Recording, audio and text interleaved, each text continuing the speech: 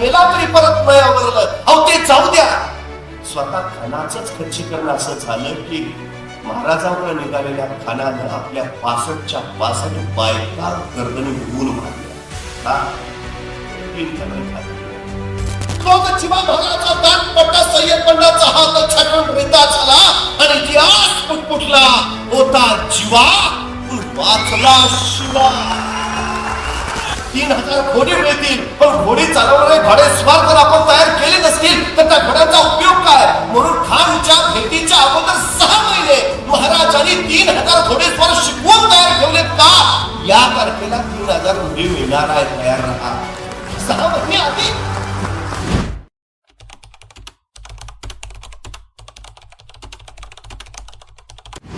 शिवाजीला जिंदा मुद्दा पेश करतोशी कसम खान विजापुरातून अफजल खान 40,000 फौजेशी निघाला. 40,000 ज्या दिवशी निघाला त्या दिवशी महाराजांचं नियोजन सुरू झालं. अफजल खानाचा पुतळा महाराजांनी फक्त 2 मिनिटात काढला. फक्त 2 मिनिटं लागली अफजल खानाचा पुतळा बाहेर काढला. पण या 2 मिनिटाच्या यशस्वीतेसाठी महाराजांनी तब्बल 1 वर्ष नियोजन केलं होतं. तब्बल 1 वर्ष. आपण किती नियोजन करतो? माणसं नियोजन करतात पण अंमलबजावणी. महाराजांचं यश सगळ्यात मोठं तिथं आहे. साधी गोष्ट सांगतो नियोजनाची. संकट किती मोठं असू दे, कुठल्याही क्षेत्रात असा, तुम्ही कुठल्याही प्रांतात असा, तुमच्या या नियोजनाच्या बळावर तुम्हाला यशस्वी होता येईल. 40,000 फौजेशी अफजल खानाला 40,000. महाराजांचं नियोजन चालूच आहे. आपल्या हस्तकाम करणे महाराजाने अफजल खानाचा हत्ती विष देऊन मारला. हत्ती मेला हे खरं, पण हत्ती कसा मेला हे खानाला कळलं नाही. पण तत्कालीन काळात स्वारीवर निघालेल्या सरदाराचा हत्ती मरणं म्हणजे प्रचंड मोठा अपशकुन. अफजल खानाचा हत्ती मेला तसं त्याच्या सैनिकांचं जे मानसिक खच्चीकरण झालं. ते अफजल खान मेला तरी परत नाही आवरलं. अहो ते जाऊ द्या, स्वतः खानाचंच खच्चीकरण असं झालं की महाराजांवर निघालेल्या खानानं आपल्या 65च्या 62 बायका गर्दनी उडवून मारल्या. का? परत येईल का नाही खात्री नाही. आणि नियोजनाचा भाग 40,000 फौजेनी शिवाय निघाले. आपल्या सरदारांना महाराजांनी सांगितलं आपलं सैन्य गोळा करा. माणसं कामाला लागली, सैन्य गोळाच. किती? तानाजी म्हणाला महाराज 7,500. 7,500? अरे खानाचे 40,000 आहे. महाराज याच्यापेक्षा आपले वाढवच नाही शकत. ठीक, आपले वाढवता येत नाहीत ना, खानाचे कमी करायला शिका.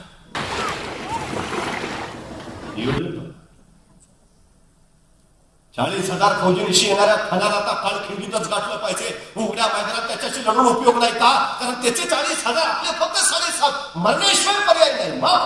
बघा नियोजन. उघड्या मैदानात नाही, काळ खिंडीतच गाठला पाहिजे. आणि म्हणून तेवढ्यासाठी निवडला महाराजांनी प्रताप. धनगर दबिकात झाला, झोकांचा भयात दर्याखोऱ्यांचा, किरण कडेकापरांचा. दिवसा घाल्या सूर्य जिथं जमिनीवर पोहोचत नाही. अहो माणसाची बात सोडा, पाखरही जिथं फिरकत नाही, असा भयान प्रथा. खानाला कळालं राजाने प्रतापगड जवळ केला. मोठी जहरी आणि गहरी चाल टाकली, पण पर्याय होता. अगर खानाला वाईच्या पसरणीच्या घाटात खानाचं सैन्य पसरलं. 40,000 सैन्य, पण त्यातलं 20,000 उठलंच नाही. ते तिथंच पसरलं. 20,000 सैन्य घेऊन खान कसा बसा पुढे सरकला तर प्रतापगडाच्या तोंडाशी रणतोंडीचा घाट. रणतोंडीचा तोंड रडल्याशिवाय जिथून पुढे सरकता येत नाही असा भयान रणतोंडीचा घाट. खानाचं सैन्य तोंड रडवेलं करून परत त्या घाटात अडकलं. 5,000 कसाबसा घेऊन खान पुढे सरकला आणि महाराजांचा निरोपाला अवघे 1000 संती आणले तरच भेटू. 4,000 परत मागे ठेवली. 1000 घेऊन पुढे निघाले. प्रतापगडाच्या पायथ्याला माचीवर त्याचा शम्याना महाराजांनी उभारला होता. आता भेटीसाठी राजे गडावरून खाली येणार होते. राजाने भेटीचा वक्त ठरवला बरोबर दुपारी 12:35 12:35 का? कारण सूर्य बरोबर माथ्यावर येतो. आता सूर्य माथ्यावरच का? तर राजे गडावरून निघाले तर सूर्याच्या त्या नक्क प्रकाशात खानाची छावणी हालचाल स्पष्ट दिसावी. पण खानानं जर राजाकडे बघायचं म्हटलं तर सूर्याची किरण त्याच्या डोळ्यात घुसावी. काही विसरू नये.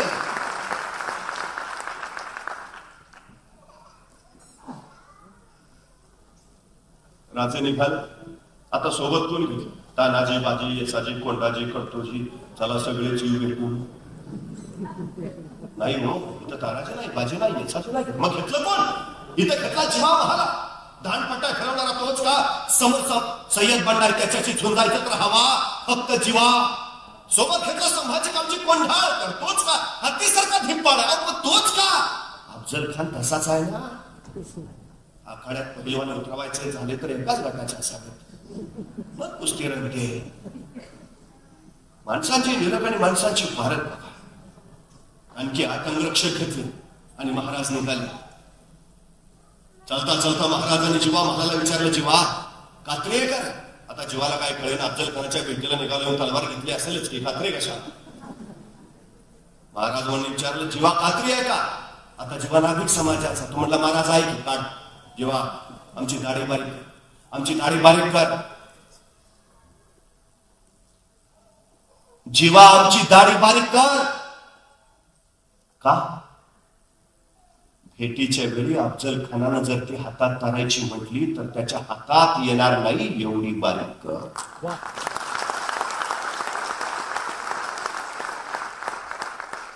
आमच्या व्यवस्थापनाच्या भाषेत त्याला मायक्रो प्लॅनिंग म्हणतात. इतका बारीक विचार केलाय महाराजांनी. जबाबदाऱ्या वाटून दिल्या. संघटनेचं यश कशात आहे? ह्या नियोजनात आहे.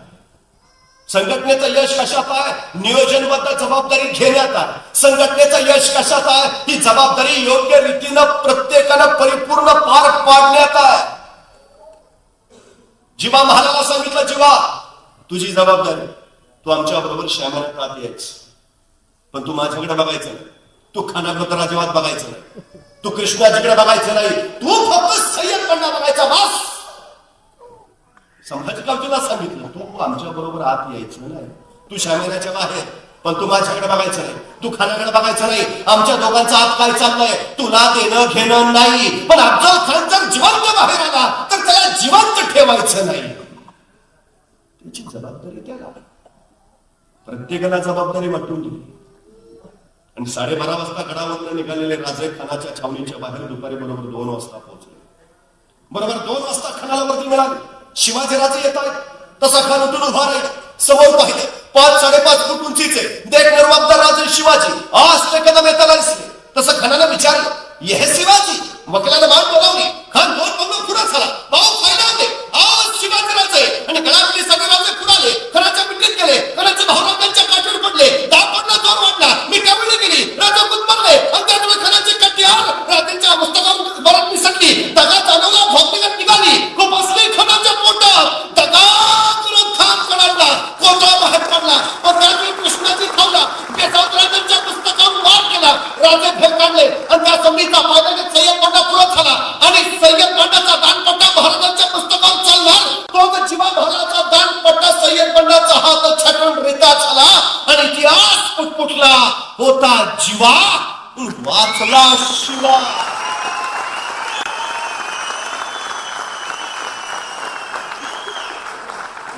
प्रश्न फक्त जीवा महाला 1 सेकंद उशीर करतात. फार नाही, 1 सेकंद उशीर करता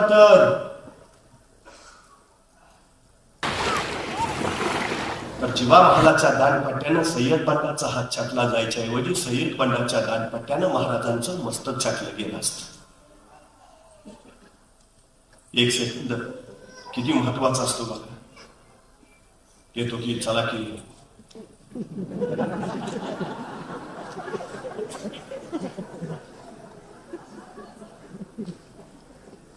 काय चालत नाही का असं अडचण आहे. म्हणजे आमच्याकडे बाहेर संघटनेची सगळ्यात मोठी अडचण ती. एखाद्याला मला अडचण तेवढं करूया. करूया की तुम्ही एकटा येऊन काय आपल्याला बाकीचे नको. मग तू त्याला तिथं सोडतो. बाकीचे सगळे गोळा करतो. सगळे बाकीचे गोळा करतो त्याच्यात ओळखतो.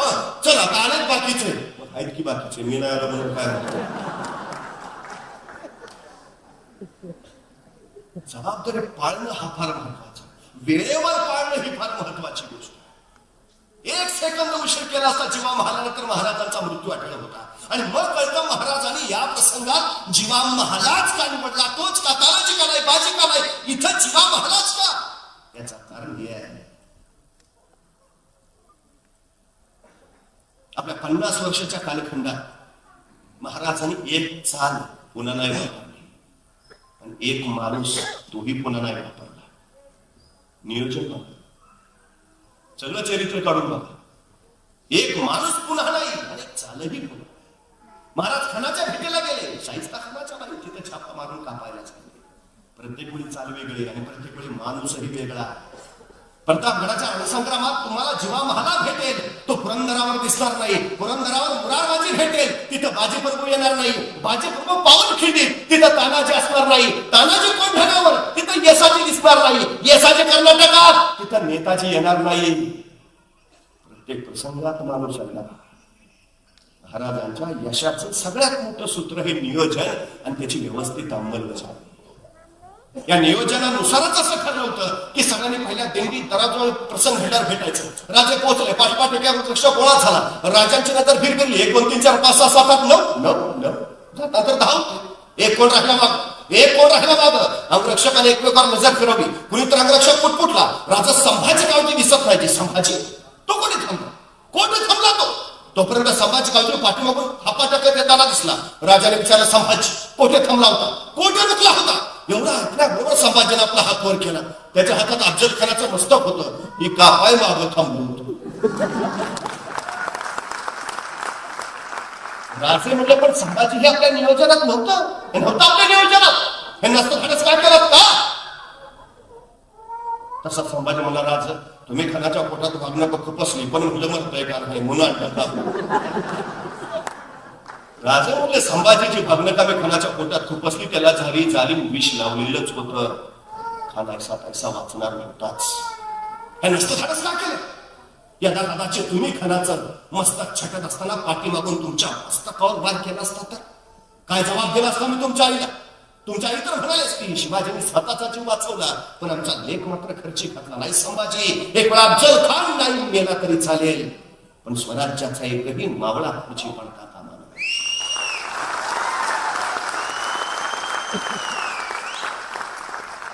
संघटनेचं यश टिकून असतं नेतृत्वाचा आदेश मानण्यावर. जिथं नेतृत्वाचा आदेश मानला जातो आणि आदेशानुसार नियोजन आणि अंमलबजावणी होते, तिथं यश धावत येतं. आपण आपल्या बाजूने विचार करतो. आपल्याला माहित नसतं महाराजांनी आधीच वाघनकाला विष लावलं. आपल्या डोक्यात एवढं मोठी विसरलीच असली तर साहेब तू नको काळजी करू, तुला दिलंय तेवढंच कर.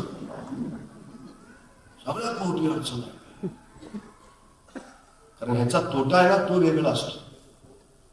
तहात गमावलेले किल्ले परत घेता येतात, पण लढाईत गमावलेली माणसं परत मिळवता येत नाहीत. म्हणून जे ठरले त्यानुसारच चाललं पाहिजे. आणि त्याच्यापेक्षा पुढचं नियोजन सांगतो महाराज. ही घटना तरी घडली सगळी 10 नोव्हेंबर 1659. किती वाजता? दुपारी 2 वाजता. 10 नोव्हेंबरला एवढा सगळा भीषण प्रसंग घडलाय. मला प्रश्न पडतो, 10 नोव्हेंबरला जर एवढं सगळं घडलंय तर 11 नोव्हेंबरला महाराज कुठे असतील? बघा, 10 नोव्हेंबरला एवढं सगळं, 11 नोव्हेंबरला महाराज कुठं?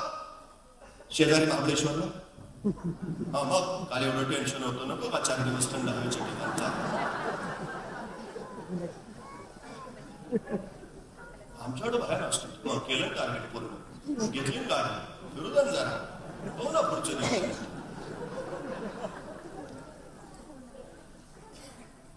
महाबळेश्वरला नाही महाराज. नियोजन बघा आणि त्याच्यापेक्षा आत्मविश्वास बघा. ही फार महत्वाची गोष्ट आहे. आत्मविश्वास. एका धर्मगुरूने सांगितलं, गेली 4 वर्ष आपल्या गावात पाऊस पडला नाही, पण आज 5 वाजता पाऊस पडणार आहे. सगळं गाव जमा झालं. गुरुजी म्हणले पाऊस पडणार आहे. बघितला ना, पाऊस पडणार आहे. एक पोरग मात्र छत्री घेऊन आला, बाकी सगळी तशीच. गुरुजी म्हणले तुमचा काय उपयोग नाही, तुम्ही नुसते बघायला तुम्हाला खात्री नाही होईल का नाही. जिथं शंका आली तिथं होतच नाही का. हे पोरग फक्त आत्मविश्वासाने आले. सांगितलंय ना पाऊस येणार, त्याला तयारी, त्याला आत्मविश्वास.